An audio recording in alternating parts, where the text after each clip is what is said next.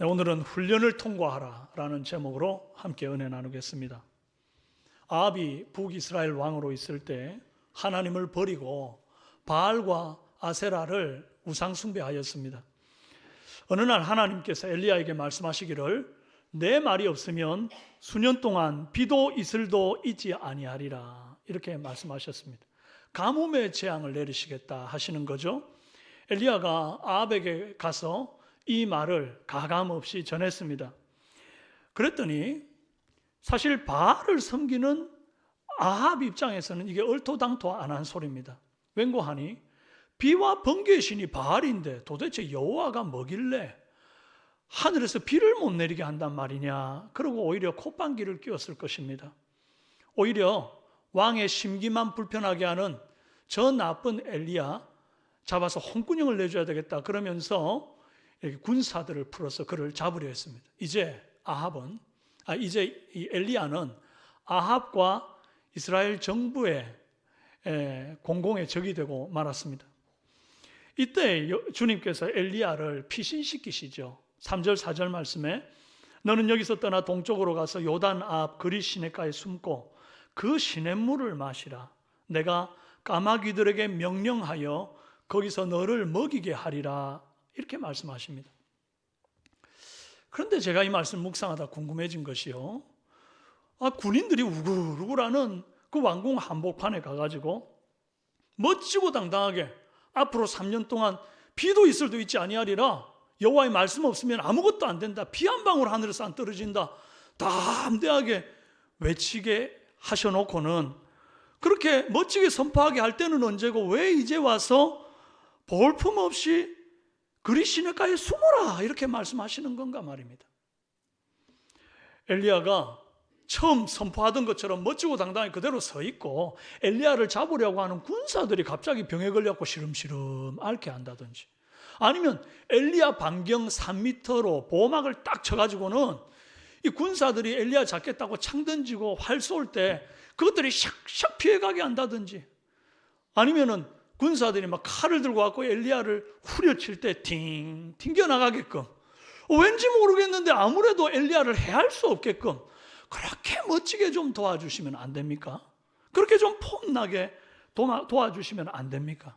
왜 이렇게 볼품없이 도망쳐서 답답하고 황량한 그리 시냇가에 숨어 지내도록 하게 하시느냐 말입니다. 여러분, 하나님 실수가 없다는 거 믿으십니까? 믿으십니까? 그렇다면 하나님께서 이렇게 하신 데는 다 이유가 있으시겠지요. 엘리야가 그리 시냇가에 숨어야만 배울 수 있는 놀라운 교훈이 이 속에 있기 때문입니다. 첫째는 하늘만 바라보는 훈련을 시키기 위함입니다. 읽어봅시다. 가뭄이 왔으니 시냇가에 가서 물 마시게 하는 것은 이해가 됩니다. 그리 시냇가에 가라, 충분히 이해됩니다. 그런데 음식을 먹일 때 왜 하필이면 날짐승을 통해서 음식을 먹입니까? 아니, 물고기를 명해서 음식 먹여도 되지 않습니까? 보통 시냇가에 가면 피라미나 붕어나 잉어 같은 민물고기들이 살잖아요. 그럼 그리 시냇가에도 이런 민물고기가 있었을 겁니다.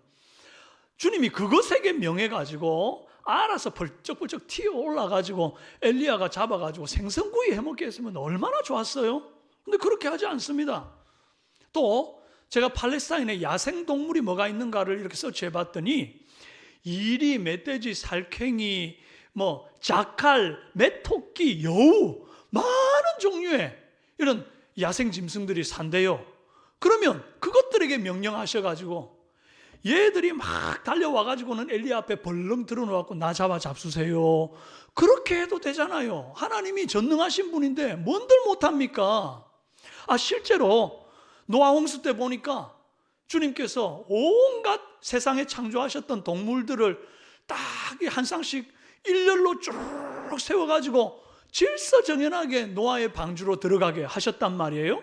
그것처럼 이 팔레스타인에 있는 온갖 야생 짐승들을 싹 인도해가지고 그리 시냇가에 있는 엘리야 앞에 줄을 쫙 서가지고 하루에 한 마리씩 입맛대로 먹을 수 있도록 해도 됐단 말이에요.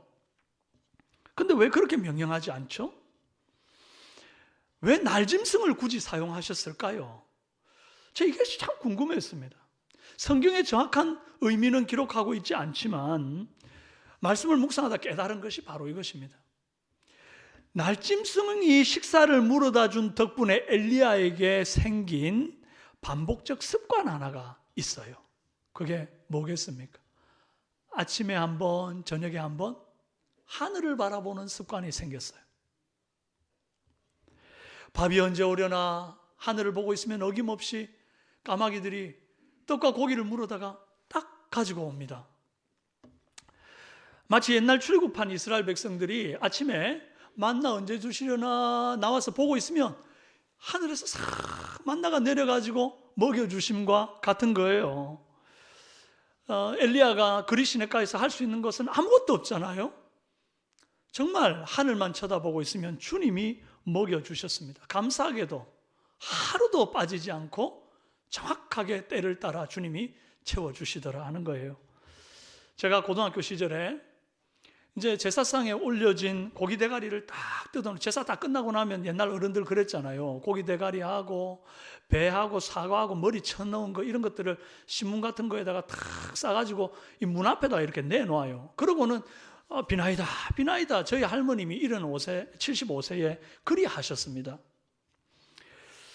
이제 제가 이 할머니를 전도하고 난 다음에 이제 기도하고 밥 먹자고 그렇게 말씀드려가지고 처음으로 기도했던 날이 기억이 납니다. 제가 할머니 기도하고 밥 먹어요. 그러니까 니나 기도해라 그러대요. 그래도 아니요 할머니, 제가 기도할 테니까, 기도 어려운 거 아니거든요. 제가 기도할 테니까 다 듣고 나서 마지막에 예수님의 이름으로 기도합니다 하고 나면 아멘이라고 대답만 하세요. 아멘 한마디 하는 거 안 어렵잖아요. 그래가지고는 제가 얼른 기도를 시작했습니다. 하나님, 귀한 음식 주셔서 감사합니다. 그러고 이제 기도를 이어가는데 갑자기 제 기도를 뚝 자르면서 하시는 말씀이, 밥은 내가 차렸는데 왜 엄한 데다가 감사하다 카노? 그러는 거예요. 그래서 제가 할머니 그게 아니에요. 하나님이 우리한테 건강 주셨기 때문에 이 건강으로 나가서 일도 하고 돈도 벌어가지고 그것 가지고 음식도 장만하고 또 할머니 건강하니까 이런 음식도 만들어서 우리가 먹는 거죠. 그러니까 근본적으로는 하나님께 감사하는 것이 마땅해요. 그랬더니 그것도 사실 농사 지을 때도 하나님이 비를 내려주시고 햇빛을 내려주니까 농사가 되는 거예요. 모든 것은 하나님께 감사드리는 것부터 출발하는 거예요. 그랬더니 저희 할머니가 그렇나 알겠다. 그러고는 냉큼 그냥 감사, 그냥 아멘 이렇게 했습니다. 세상에는 저희 할머니 같은 분들이 많습니다. 사장님한테 잘 보여야 밥 먹고 산다고 생각하시는 분들, 내 사업장에 들어오는 손님들, 고객들한테 잘 보여야 먹고 산다고 생각하는 분들, 용돈 대주고 등록금 대주고 유학자금 대주는 엄마 아빠한테 잘 보여야 먹고 산다고 생각하는 청년들 많이 있습니다. 여러분, 그러나 저와 여러분은 눈을 들어 하늘만 바라보시길 바랍니다. 주님만 바라보시기 바랍니다. 성도가 습관적으로 하늘을 본다는 게 매우 중요합니다. 왜 예수님이 가르쳐 주신 이 주기도문의 첫 시작이 하늘에 계신 우리 아버지여 이겠습니까? 여러분, 우리 주님이 하늘에만 계십니까? 무소부재하신 주님이잖아요. 이 하나님은 아니 계신 곳이 없다 이 말이에요. 사실 하늘에만 계신 게 아니라 온 우주와 온 천지 만물에 거하실 뿐 아니라 지금 이 자리에 저와 여러분 사이에 두루 행하고 계신 주님 아니십니까? 그런데도 불구하고 예수님께서 하늘에 계신 우리 아버지여라고 기도하라고 한 데는 이유가 있다는 것입니다. 자꾸 사람들이 시선을 땅에다만 두고 사니까, 눈에 보이는 것만 자꾸 붙들려고 하니까 제발 눈을 들어라. 눈을 들면 뭐가 보입니까? 도대체 보이는 거 하나도 없는데 보이지 않는 것이 영원하다 했거든요. 주님께서 눈을 들어 하늘을 바라보고 우리 주님 바라보고, 보이는 것은 잠깐이요 보이지 않는 것은 영원함이라, 그것을 생각하게 하게끔 주님이 눈을 들어 하늘 보라 하는 거예요. 골로새서 3장 1, 2절에 너희가 그리스도와 함께 다시 살리심을 받았으면 위의 것을 찾으라. 거기에는 그리스도께서 하나님 우편에 앉아 계시느냐. 보세요. 저기도 지금 하나님 우편에 앉아 계시느니라 그러잖아요. 자꾸 의도적으로 기도할 때마다 하늘을 우러러 바라봐라, 주님만 바라봐라, 그렇게 말씀하잖아요. 위의 것을 생각하고 땅의 것을 생각하지 말라, 그리 말했습니다. 땅의 것을 적당히 생각해라 아니라 땅의 것은 아예 생각지도 하지 말아라. 위의 것 보고 위의 것을 생각을 하셨는데, 많은 사람들이 보라는 위의 것은 안 보고 보이는 땅의 것만 움켜쥐려고 아등바등 그래 살아갑니다. 먹고 살기 바쁘다고 일만 보고 삽니다. 돈만 보고 살고, 남자 여자 나를 행복하게 해줄 주위의 사람들과 친구만 보고 살고, 온갖 취미생활 보고 살고, TV 보고 핸드폰 보고 게임기 보고 그렇게 삽니다. 예, 그런데 거기에는 생명의 양식이 나오지 않아요. 그러니 그런 것들은 적당히 보시고 하늘 양식을 우러러 주님 바라보시는 은혜 있기를 바랍니다. 여러분들이 습관적으로 바라보는 그것이 결국 여러분을 만들게 될 것입니다. 여러분, 유대인들이 기도하는 기도 자세는 제가 예전에도 한번 특세 때 잠깐 말씀드린 적이 있는데, 이 오란트 자세라고 손을 이렇게 들고 하늘을 우러러 기도를 했어요. 이것이 구약시대 많은 문헌들과 유대인들의 기록들에, 또 예술 작품에, 회화와 또 다양한 조각에 이런 것들이 다 있습니다. 눈을 들어 하늘을 바라보며 기도하는 자세. 여러분, 우리 예수님도 하늘을 바라보며 기도하셨어요. 오병이어로 5,000명을 먹이실 때도 하늘을 우러러 축사하셨다 그랬어요. 귀멀고 어눌한 사람 예수님께 고쳐달라고 나왔을 때도 예수님은 하늘을 우러러 탄식하시며 말씀하시되 에바다 열려라, 그리 말씀하셨습니다. 또 예수님께서 예루살렘에 입성하시기 직전에 제자들에게 자신의 십자가 죽음을 예언하실 때도 하늘을 우러러 이르시되 아버지여, 아들을 영화롭게 하신 것처럼 아들이 하나님을 영화롭게 하옵소서, 그렇게 기도했습니다. 여러분, 하늘을 보십시오.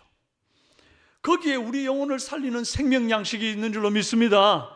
거기에 비전이 있고, 거기에 사업이 있고, 거기에 건강이 있고, 거기에 여러분의 가정에 화목이 있고, 거기에 여러분의 병약한 부분을 고칠 하나님의 능력이 거기로부터 흘러나오고, 거기에 인생의 해답이 있는 줄로 믿습니다. 엘리야는 아합의 군사들에게 발각되면 즉시로 죽임을 당하는 형편에 처해 있었고, 홀로 고독한 그 그리 시냇가에 오랫동안 머물러 있어야 했습니다. 여러분의 인생이 마치 엘리야처럼 이 주위 사람들에게 공격을 당하거나 당장 먹고 살 일이 걱정이거나, 믿었던 친구들이 다 떠나고 나 혼자 남았거나, 아무도 말 걸어주는 이 없는 고독 속에 남겨져 있는 그런 분들이 계시다면 여러분 꼭 기억하십시오. 엘리야처럼 하늘을 바라보는 훈련시키시려는 주님의 뜻이 여러분들이 당한 그 고난에 깃들여 있다는 것을 기억하시기 바랍니다. 매일 아침과 저녁으로 하늘을 우러러보는 습관을 가지기를 원합니다. 아침에 일어나서 기도로 하루를 시작하십시오. 매일 성경 묵상을 꼭 하시면서 하루를 시작하십시오. 오늘도 여러분들에게 매일 성경 다 나눠드렸잖아요. 이게 집에 전시용으로 두라고 둔 게 아니지 않습니까?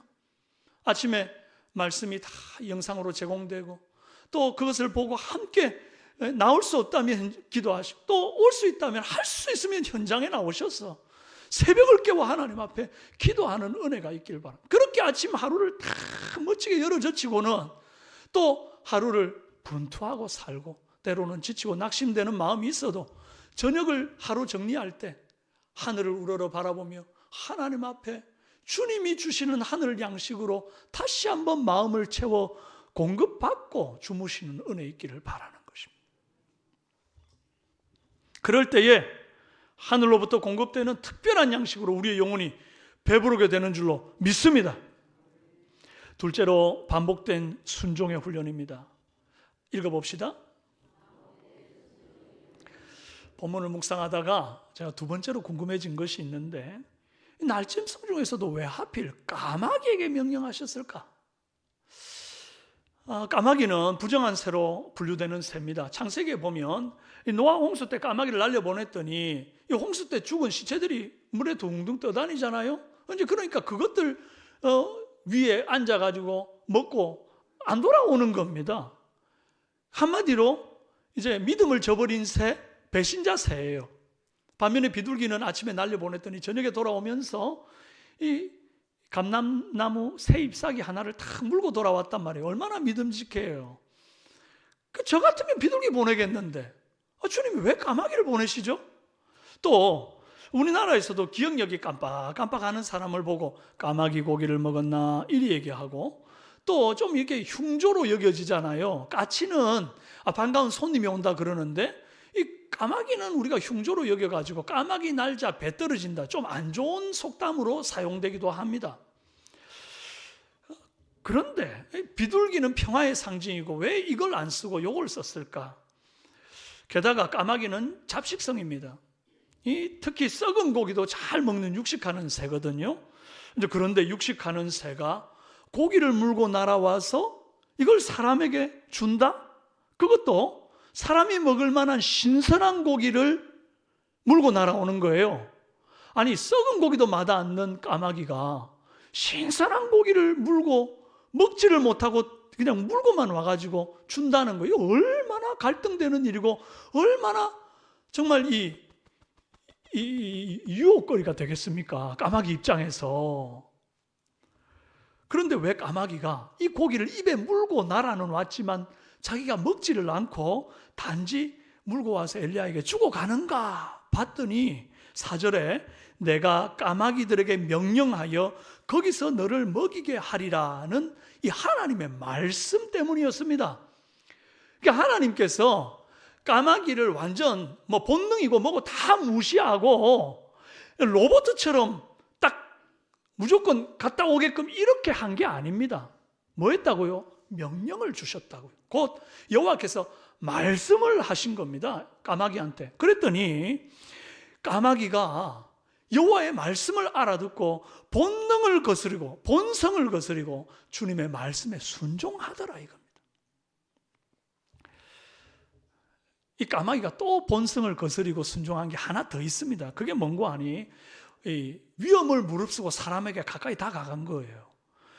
여러분, 이 원래 새는 사람한테 가까이 안 와요.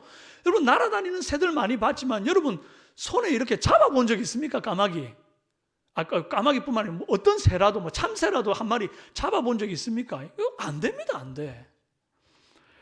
제가 텍사스에서 사역할 때 교회 앞 넓은 야드에 연못을 이렇게 크게 만들어 놓고 거기에다가 열대어를 많이 풀어서 키웠습니다. 이 관상용 열대어이기 때문에 꽤 값이 나가는 애들이었는데 어느 날 자꾸 두루미가 와가지고 그것들을 잡아먹는 거예요. 얼마나 이게 좀 그래요. 비싼 돈 들여 사놓으면 잡아먹고 이러니까 그래서 이거 안 되겠다. 큰 고민이다 이러고 이제 우리 집사님들하고 좀 얘기를 나누게 됐는데 그 중에 한 집사님께서 목사님 총으로 쏴 죽이세요. 제가 총 드릴게요. 이러는 거예요. 실제로 많은 분들이 차에 그 앞에 운전석 옆에 탁 이렇게 열잖아요. 다 총 한 자루씩 있습니다. 근데 그분이 저한테 진짜 총을 빌려줬습니다. 실탄을 쏘는 총이 아니라 사냥총이 긴 건데 이게 실탄이 아니라 비비탄이기는 한데 플라스틱이 아니라 금속이에요. 콩알 만한 금속탄이 날아가는 건데 새 한 마리 정도는 너끈히 죽일 수 있는 그런 사거리도 먼 사냥총을 저한테 줬습니다. 그래서 제가 그 사냥총을 들고 새벽 기도를 딱 마치고 난 다음에 이제 교회 벽에 딱 숨어가지고 연못을 향해서 멀찌감치서 딱 겨누고 기다리고 있었습니다. 아니나 다를까 두루미가 왔어요. 제가 두루미에게 딱 겨냥을 하고 방아쇠를 당겼습니다. 잡았을까요? 못 잡았을까요? 어찌 그리 잘하십니까? 못 잡았습니다. 저는 저 딴에는 인기척을 숨기고 조심한다고 이랬는데 당기기 직전에 얘가 후닥닥 날아가는 거 어떻게 알고? 그러고는 날아가는 놈을 향해서 쏘았는데 이게 될 일이 있습니까? 그 정도로 새가 이 사람들 가까이 접근도 안 할 뿐더러 굉장히 조심성이 있단 말이에요. 안 잡혀요 웬만해서는. 그런데 이 엘리야에게 이 떡과 고기를 물고 온 까마귀는 강아지도 아닌데 그걸 물고 와가지고 엘리야 앞에 두고 간다는 거예요. 이게 주님 말씀에 순종했기 때문에 본성으로라면 절대로 가까이 다가가지 않을 사람에게 용기 내어 다가간 거예요. 제가 이 까마귀들의 순종을 보니까 거의 에스더급의 순종이라는 생각이 들어요. 죽으면 죽으리라. 내가 저 엘리야한테 가까이 다가갔다가 잡혀서 죽으면 죽으리라. 이런 마음으로 정말 여호와의 말씀에 명령에 순종하여 고기와 떡을 물고 간 거예요. 새가 하나님의 명령받은 후에 그 작은 머리로 생각했을 것 아닙니까? 제가 방금 새가 머리로 생각했다 그랬는데 사실은 새를 머리라고 말하지는 않는답니다. 그게 표준말이 아니래요. 새는 대가리라고 말하는 것이 표준말이랍니다. 그래서 제가 진짜 그런가 국어사전을 찾아봤어요. 그랬더니 새 대가리, 명사, 우둔한 사람을 놀림조로 이르는 말 이렇게 적혀 있어요. 여러분, 새나 생선, 짐승 이런 것들은 대가리라고 쓰는 것이 맞는 단어, 표준어랍니다. 하지만 사람에게는 절대 그런 말을 쓰면 안 되는 것이 비속어고 욕이 되기 때문에 머리라고 쓰는 것이 옳습니다. 완전 구분되는 피조물 중에서도 유일하게 사람만 그렇게 구별되어 있는 거예요. 마치 짐승의 이걸 이빨이라고 부르잖아요. 사람의 이는 이빨이라고 부르면 그걸 낮추어 이르는 말이래요. 어떻게 불러야 되는 거 하니? 이 혹은 치아 이렇게 얘기합니다. 여러분 종종 여러분 자녀들 이 아파 이렇게 오면 이빨 아프나? 치과 가자 이렇게 말씀하시는 분들인데 그거 잘못 말씀하시는 거랍니다. 치아가 아프니? 수준 있게 말씀하시기를 바라요. 여러분 어쨌든 진짜 우리가 생각할 때 참 이 새가 뭘 알겠노? 그렇게 생각하는 이 까마귀조차 주님의 말씀에 순종하더라는 거예요. 그것도 한두 번이 아니라 매일 아침 저녁으로 그리 시냇가에 물이 마를 때까지 내비게이션도 없는데 항상 그 자리를 날아오는데 한 끼도 거르지 않고 아침 저녁으로. 참 대단하지 않아요? 얼마나 놀라운 순종입니까? 사랑하는 여러분, 정말 우리는 주님의 말씀에 순종하겠다 작심했다가도 한 3-4번 하면은 막 그만 힘들어가지고 포기할 때 많은데 이 까마귀 보십시오. 시냇가 물이 다 마를 때까지 몇 날 며칠이고 그 반복된 그 작업들을 순종으로 감당합니다. 저와 여러분은 새와는 달리 머리라고 하는 것을 가진 사람들입니다. 모든 피조물이 가지지 못한 하나님의 형상으로 지음받은 우리입니다. 그러니 적어도 새보다는 하나님의 말씀에 더욱 순종하는 사람이 되어야 하지 않겠습니까? 말씀에 순종하기 싫어하는 사람은 까마귀에게 가서 그 순종을 배울 판입니다. 잠언에 보니까 게으른 자는 개미에게 가서 그 지혜를 배우라 했거든요. 오늘 말씀대로라면 우리는 까마귀에 가서 순종 배워야 할 참이에요. 여러분은 주님의 말씀에 순종하기 위해서 여러분의 삶에 어떤 일들을 하고 계십니까? 여러분의 하나님 사랑, 이웃 사랑, 여러분의 기도 생활, 전도 생활, 여러분의 가정과 직장과 교회에서의 생활, 여러분의 공예배 생활, 하나님 말씀이 분명히 우리에게 떨어진 것들을 우리가 잘 아는데도 과연 나는 그 말씀을 잘 순종하여 행하고 있는가? 내 예배의 자리는 굳건히 서 있는가? 하나님께서 내 예배 제단을 기뻐하시는가? 내 삶이 과연 예배되어 있는가? 나는 과연 순종의 삶을 사는가? 여러분, 가지 말라 한 곳은 안 가고 가라 한 곳은 목에 칼이 들어와도 가는 용기가 있어야 돼요. 저는 이 엘리야가 이 그리 시냇가에서 까마귀의 순종을 경험하고 난 다음에 이 갈멜산에서 850대 1의 싸움을 싸우게 된 것은 하나님의 의도된 장치라고 봅니다.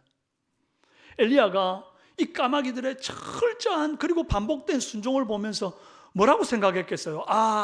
나도 주님이 말씀이 딱 떨어지기만 하면 이 까마귀들이 순종하는 것처럼 먹지 말라는 것은 먹지 말 것이고 가라 한 곳은 목숨 걸고 가야 되겠구나. 그런 생각 안 했겠습니까? 내가 적어도 까마귀보다는 나은 사람 돼야 되겠다. 이리 마음먹지 않았겠습니까? 그러던 중에 여호와의 말씀이 엘리야에게 딱 임합니다. 뭐라고 하느냐니까 너 지금 아합에게 가서 바알 선지자 450명, 아세라 선지자 400명 나오라 해서 850대 1로 갈멜산에서 싸워라. 엘리야, 우리 너무 쉽게 이 본문을 봅니다. 오늘 엘리야가 그래서 아합한테 가가지고 겁도 없이 한판 붙자. 그러고는 갈멜산에 850대 1로 싸웁니다. 그리고 그때 이제 그냥 오는 게 아니라 수많은 군사들, 그동안 이 엘리야 때문에 이 땅에 가뭄이 왔다 그러면서 엘리야만 잡아 죽이면 비가 올 거라고 아합이 온 나라를 이잡듯 뒤지고 다녔거든요. 군사를 풀어서. 그 군사들 그대로 끌고 갈멜산으로 올라왔는데 엘리야가 아무 생각 없이 그냥 원래 겁이 없고 배짱이 두둑한 사람이라서 그냥 거기에 올라왔겠습니까? 그게 아닙니다.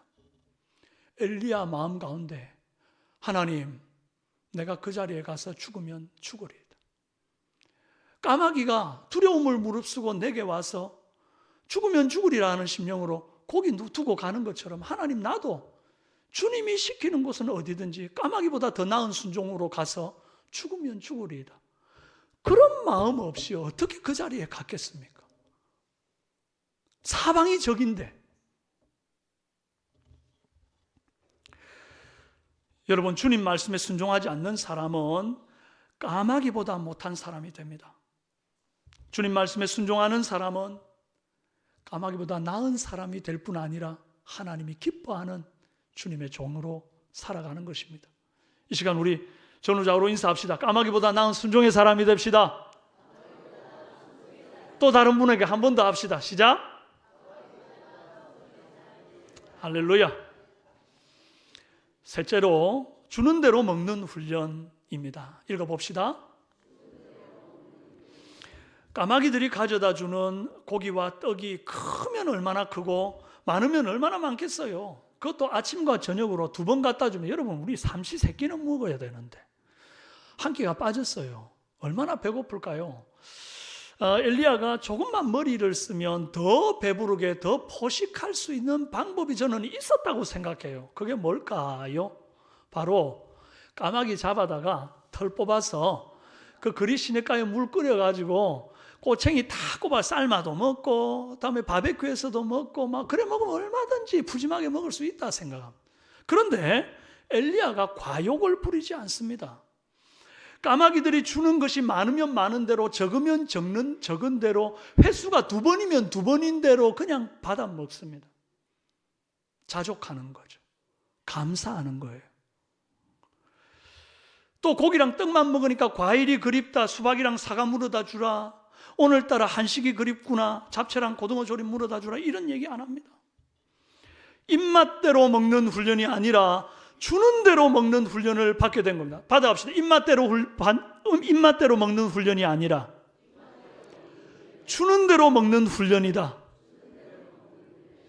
이게 얼마나 중요한 건지 모릅니다. 이 훈련을 통해서 자족과 감사를 배우기 때문이에요. 이 훈련이 안 되어가지고 결국 여호와께 불평을 쏟아내놓다가 죽은 사람들이 성경에 나오잖아요.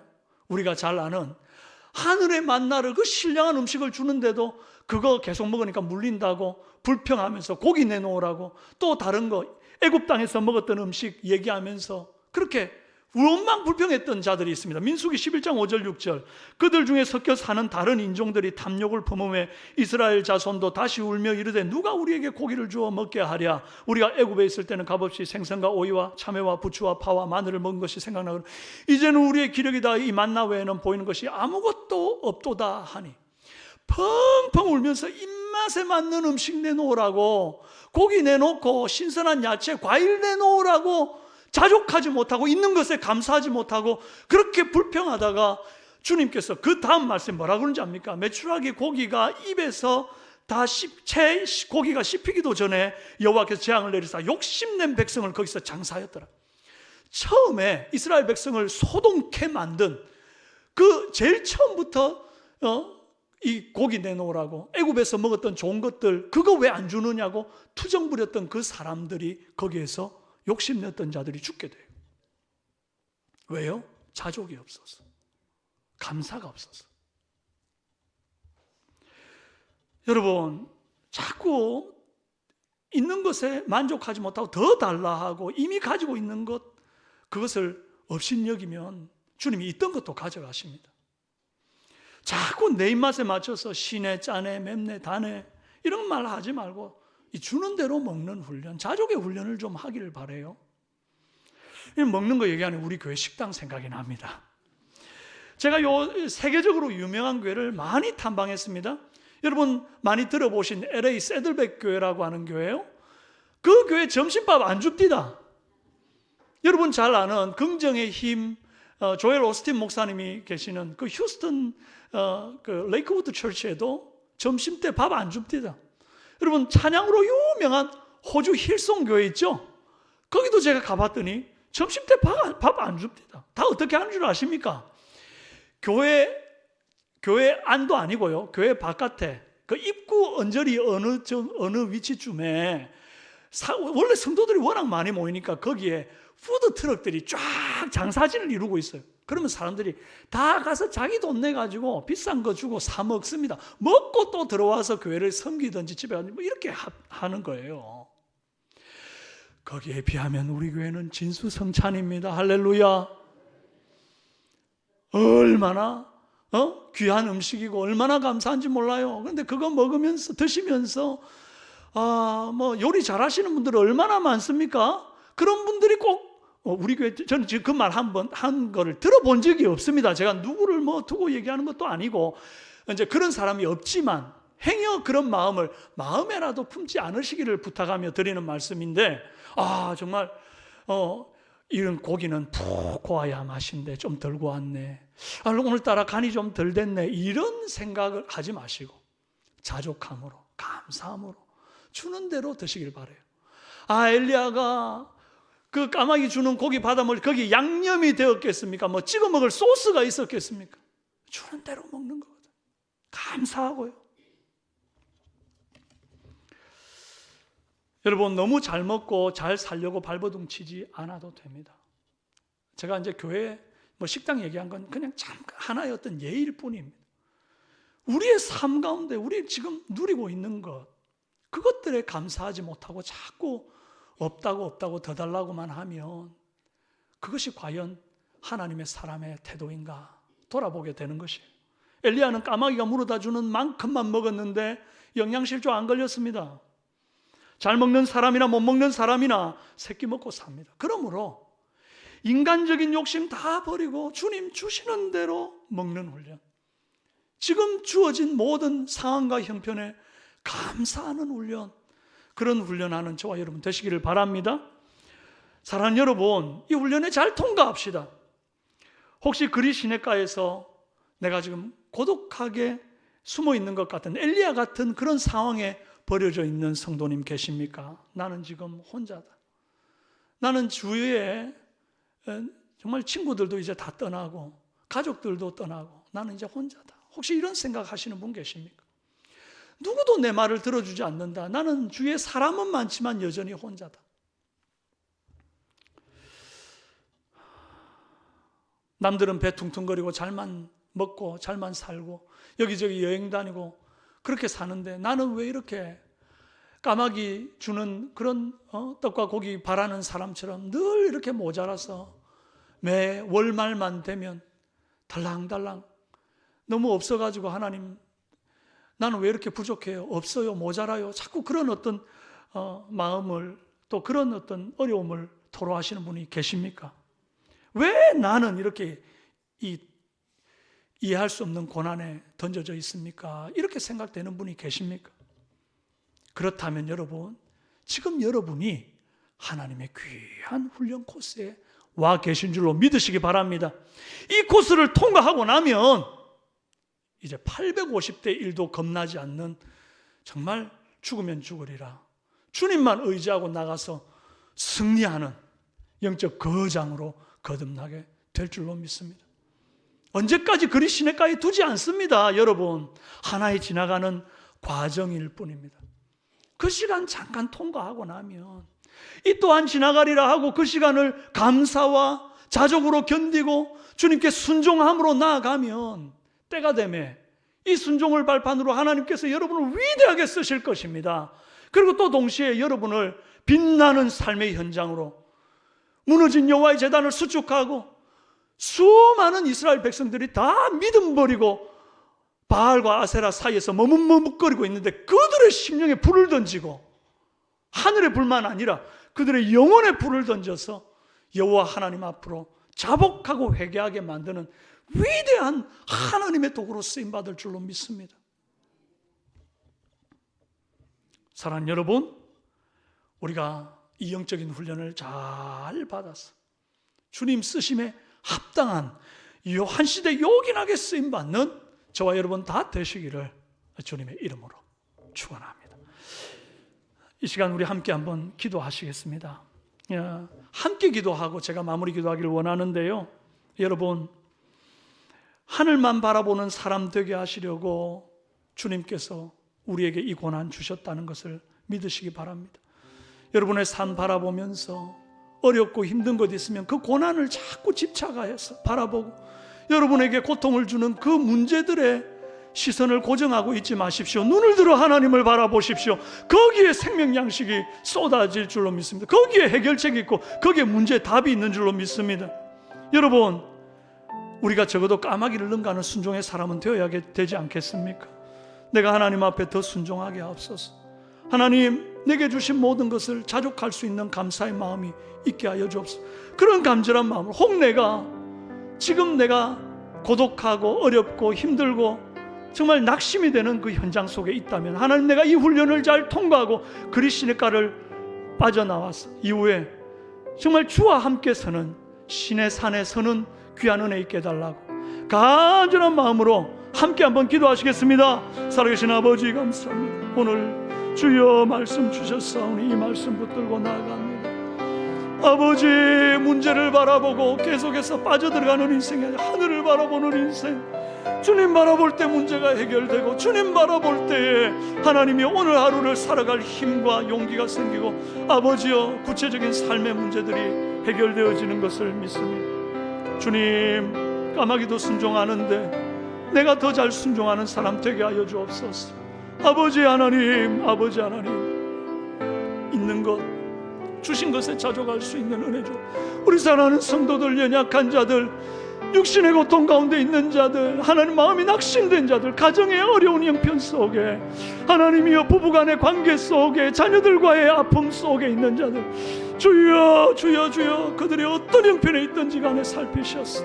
그리시네가에서 주의 공급하심을 경험하고 체험하고 놀라운 간증의 주인공이 되어 그 자리를 나오는 은혜 있도록 훈련을 잘 통과하는 성도들로 도와줘. 살아계신 하나님 아버지, 감사합니다. 고난에 던져져 있는 성도들을 불쌍히 여겨주옵소서. 특별히 하나님이여 질병 고통에 있는 자들을 불쌍히 여겨주옵소서. 누구도 곁에 없고 병원에 침상에 누워있는 이들을 불쌍히 여기소서. 그들이 있는 그 그리시네가에서 하늘을 바라보고 주님 앞에 나아갈 때에 놀라운 주의 기적의 양식을 먹고 일어서는 은혜 있도록 도와주시옵소서. 경제적인 어려움과 낙심 속에 있는 이들이 있습니까? 하나님이여, 공급하시는 분은 주님이시라. 아버지여, 까마귀를 통해서도 공급하시는 하나님인데 뭔들 통해서 우리를 굶기시겠습니까? 믿음으로 나아가게 하옵소서. 하나님이여, 까마귀의 순종을 보면서 우리의 순종의 모양을 돌아보게 하시고 삶 가운데 하나님이여, 내가 더 나은 순종으로 나아가는 하나님의 사람 되도록 결단하는 이 시간 되게 하여 주옵소서. 또한 동시에 주는 대로 먹는 훈련 제대로 되어져서 이미 있는 것에 감사하고 주님께서 허락하신 모든 것에 자족할 수 있는 우리 사랑하는 성도들 되게 하여 주옵소서. 감사드리옵고 예수님의 이름으로 기도합니다. 아멘.